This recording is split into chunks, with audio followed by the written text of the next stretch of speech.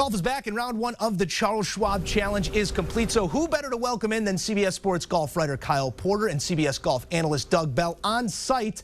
Fellas, round one providing the good, the bad, and the downright beefy at times. We're going to get to it all, but let's begin with the low men from the early pairings. Justin Rose, a bogey-free 63, went with a new set of gamers in the bag. Harold Varner also sporting a 63, former champ at the event. Kyle, looked much more like the Justin Rose we've grown accustomed to, but what'd you see out of Varner as well?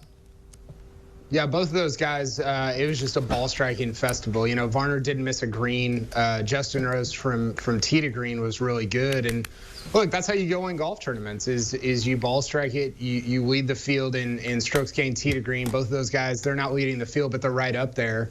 And yeah, you said it well there. We've seen Rose perform really well here before. I think he has probably more staying power than somebody like Varner, but Varner's had a good couple-year run. I followed him around at the PGA Championship last year when he was in the final pairing with Brooks Koepka. I think he went on to shoot like an 81, which was not great, but he is not unaccustomed to playing really good golf. We saw it at Riviera earlier this year, so that'd be a cool story if he was able to get a win on the PGA Tour, or if Rose was able to get a second win here at Colonial.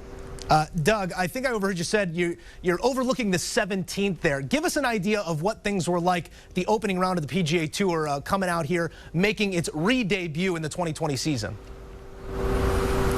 Well, on one side of things, it was terribly exciting, and the players themselves, you could sense that excitement, and almost to a man they came by me when I was out working. Hey, great to see you. It's great to be back, because everybody's been off for more than 3 months.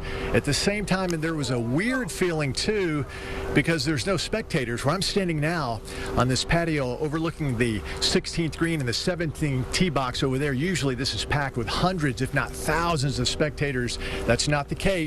But the one thing that the players are all in agreement of, it'll be great to have fans back in about 5 weeks, but for now, it's just great to be back in action. These guys are golfers, and they want to play. And they showed their skill in spades on Thursday. Justin Rose, Harold Varner, far from the only two to take it deep on Thursday. We watched as the biggest hitters cut corners, brought this golf course essentially to its knees. Doug, should we expect more red numbers over the next 3 days? Yeah, no question. You know, coming in, we were talking about how difficult Colonial plays. It's the toughest par 70 on the PGA Tour. There's only 2 par 5s, and it's tough to maneuver around this golf course. That's why Ben Hogan was so good. He was great with his irons, and he carved this place up. That's why they called it Hogan's Alley. But today we realized the fairways are really firm and fast. The ball's rolling out. It's really hot and humid, so these long hitters are absolutely bombing these angles. Ordinarily, where they wouldn't hit a driver, they are now. And the greens are bent grass, and that means in this heat and humidity of Texas, you have to water them a lot. They're watering tonight after the round. They're watering them again tomorrow morning, so they're very soft. And I think we're going to see low numbers the rest of the week, because when you have firm and fast fairways and really soft greens, these players who are the best in the world, they will take advantage. Yeah, I think the thing that I keep going back to with how deep these scores are going to go is how good the field is, right? So we've got the leaderboard, which is obviously really good, but you've got guys that are even farther back, like Rory at 2 under or Koepka at 2 under, even DJ at 1 over. Nobody's surprised if one of those guys goes out on Friday and shoots a 62, 63, something like that. So what you're going to have is the guys below the leaderboard kind of pushing everybody to go further, to take it deeper. And that's why I think you're going to see a score into the 20s under par win this golf tournament. Doug, plenty of guys throwing darts out there. It's one thing to watch it on television, as we all were privy to finally for the first time in 91 days, but it's another thing to watch them do it in person and really look at the trajectories, the ball flights. We talked about guys possibly having to kick off rust. Didn't seem like the case for most of these guys out there. What really caught your eye in round one? Well, I think I expected much more ring rust than I saw today, although for PGA Tour Radio, I follow the top 3 players in the world, and we're talking about Rory McIlroy and Jon Rahm and Brooks Koepka, and the 3 just couldn't get it going. In fact, Rory McIlroy, 9 consecutive pars on his second 9, and so a little ring rust maybe those 3, but again, there's a long way to go, and I think what we saw are some of the younger players like Colin Morikawa, Jonathan Vegas, Abraham Answer. These are young guys who've been working really hard. Sung J M. they didn't take any time off during the break. They practiced hard every day, and we saw that today. And again, the conditions, well, they were pretty easy for these great players, and they took advantage. Kyle, we saw some things definitely we did not expect to see on Thursday. What surprised you the most out of round one?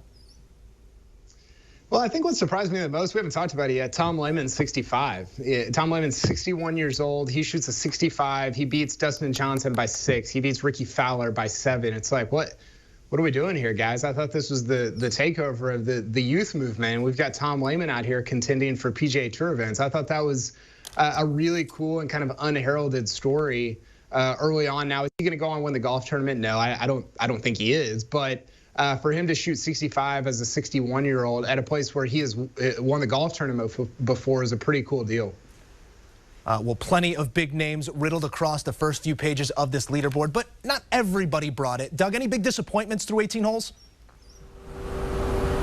Well, you know, when you look at Rory McIlroy, first time he's ever played the Charles Schwab Challenge, he is #1 in the world. He has 5 top 5 finishes, including a win so far on the PGA Tour, so I think more was expected. And he birdied 8 and 9, so it appeared that he was heading to the second 9 with a Big Mo on his side. But unfortunately, Big Mo doesn't always listen, and Rory responded with 9 consecutive pars to close out the deal. So we'll see what happens tomorrow. Again, these guys like Rory and John Rahm and Brooks Koepka, they never panic. It's a long way to go, and they've been out here a long time, so I suspect Rory will probably bounce back. And again, the way the course is playing, a 61 or possibly a 62 is not out of the realm of possibility for these guys. So look for Rory to probably bounce back. They had an afternoon tee time today, quick turnaround in the morning, and the course is playing much easier in the morning. That's where we saw most of those great scores, including Justin Rose early in the morning with no wind and very soft and receptive greens. Yeah, I had plenty of disappointments. Ryan Palmer, Kevin Na, Dustin Johnson, Rickie Fowler, all over par, all guys who I thought coming in, other than DJ, would play pretty well. You know, DJ, we saw him a couple weeks ago. His swing did not look great. His game did not look great. That kind of continued a little bit on Thursday. I thought Fowler was maybe a little bit more of a disappointment. You know, his swing did look great when we saw him at that exhibition a few weeks ago, and he just did not play very good golf on Thursday. I appreciated him being mic'd up. I thought that was incredibly entertaining. Unfortunately, the number on the card was not what Fowler was probably hoping for going into this tournament. Yeah, limped into the clubhouse there, did Rickie. But I'd be remiss if we didn't make mention of the absolute unit that showed up on 10T this morning, guys. Bryson DeChambeau was not kidding when he said he was going to pack on muscle during quarantine, bombing it all over the park. Doug, they say the camera puts on 10 pounds. How many cameras did they have on this kid? Well, I tell you, it's two biggest stories. Bryson DeChambeau has put on about 30 pounds, and Gary Woodland has dropped about 25 pounds. He is really, really thin, and he played college basketball, and I saw him, and I said, hey, you look like you're in basketball shape, and he said, pretty close. But as for DeChambeau, now here's a guy who leads the tour in driving distance, just over 321 yards off the tee. He's put on 25 pounds of muscle, close to 230 pounds. I mean, he looks like the incredible bulk, especially when you compare him to other golfers. And Bryson DeChambeau says that he'd like to get to 270 pounds. If he doesn't lose flexibility, his goal is to get bigger and stronger, just like a football player, because his goal is to not only lead the tour in driving distance, but dominate the tour in driving distance. We shall see. He's an interesting guy. He does it his own way, and he certainly looks different right now, at least compared to other golfers. Yeah, no offense to Doug, there's only one big story, and it's a gargantuan story, and it's the fact that Bryson looks like he's going to try out for left tackle for Auburn coming into the SEC schedule this fall. Look, it's working too. You know, he leads the field in strokes gained off the tee on Thursday. You know, that's a tiny sample size, but if you look at his season overall, it's clear that he has made it his goal to become the best driver of the golf ball on the PGA Tour. And you know, what we've seen over the last 10 years is that's the quickest way to have success on tour, to win a lot, to make a lot of money, to finish high in the FedEx Cup, is to be a great driver of the ball. And yeah, it's clearly working. I can't wait until he gets up to 270. I mean, is he going to be at 280? I just, there are not enough memes on the internet to contain my excitement for what's to come for Bryson DeChambeau.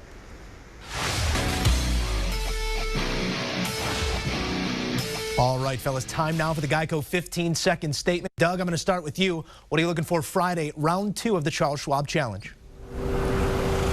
Well, the score is going to keep going low. There's no question about it. But look for Justin Thomas. We're talking about Rory McIlroy, his first appearance here at the Charles Schwab Challenge. This is Justin Thomas's first ever appearance at the Charles Schwab Challenge. Was very comfortable playing with his best friends, Rickie Fowler and Jordan Spieth.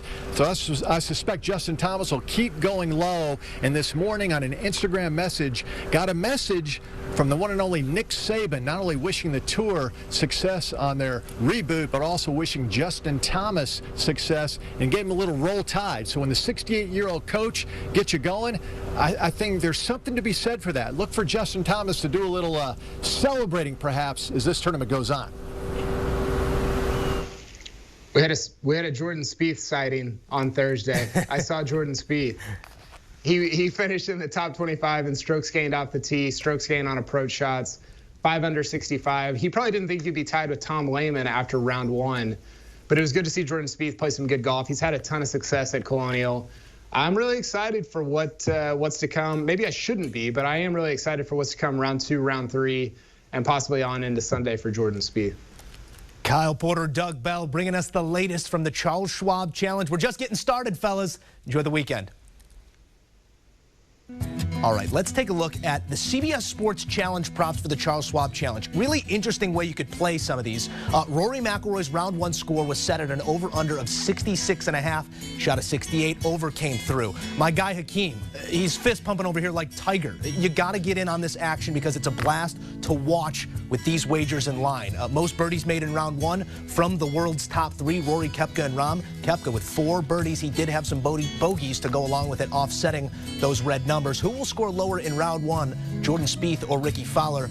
Jordan Spieth, a hot back 9 to Rickie Fowler's cold back 9. A 65 goes the way of Spieth. Sergio Garcia, we said this was the lock, over 2.5 bogeys, but Serge kept it on the rails, under with just 1 bogey.